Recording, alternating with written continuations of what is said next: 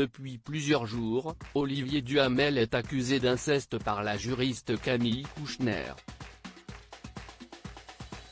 Une affaire qui a donc poussé le politologue à démissionner de toutes ses fonctions. Alain Finkielkraut, invité de l'émission LCI ce lundi 11 janvier, est revenu sur cette affaire. Il a d'abord expliqué que la justice recherche le cas dans sa singularité. Il déclare ensuite qu'on n'a pas les éléments et quand on essaye de le faire, on se demande s'il y a eu consentement ou une forme de réciprocité. Ce à quoi il affirme on vous tombe immédiatement dessus. David Pujada, désemparé et surpris par ses propos, rappelle une évidence en rétorquant immédiatement, parce qu'on parle d'un enfant de 14 ans.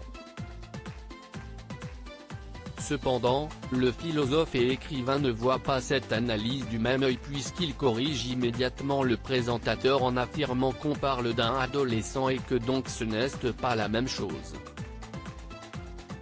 Il poursuit, même pour spécifier le crime, il faut savoir s'il y a consentement ou non.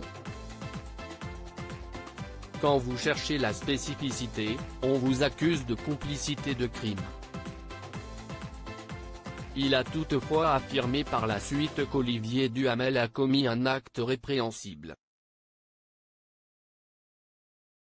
Ce qu'il a fait est très grave, il est inexcusable avant de préciser être contre un lynchage généralisé et de conclure par il n'y a pas d'omerta dans cette affaire.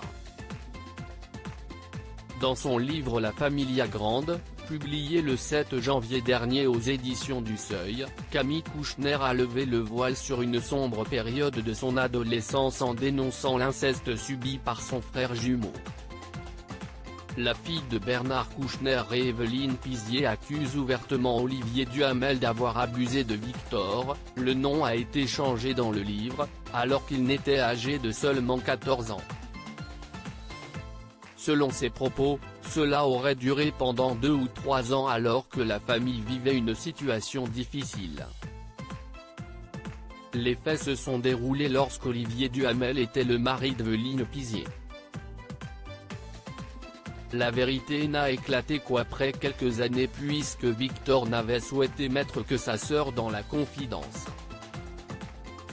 Une fois le secret dévoilé en 2008, leur mère n'a pas voulu y croire et n'a cessé d'innocenter son époux. Elle a fini par se mettre ses enfants à dos. Ces révélations ont permis à une enquête des chefs de viol et agression sexuelle par personne ayant autorité sur un mineur de 15 ans d'être ouverte par le parquet de Paris le 5 janvier dernier, 2 jours avant la publication du livre, comme l'a rapporté Le Monde. J'admire ton courage si ce secret est longtemps resté caché, en dévoilant son ouvrage. Camille Kouchner, alors âgée de 46 ans, a fait un bond dans le temps et s'est replongée dans une période très difficile de son adolescence.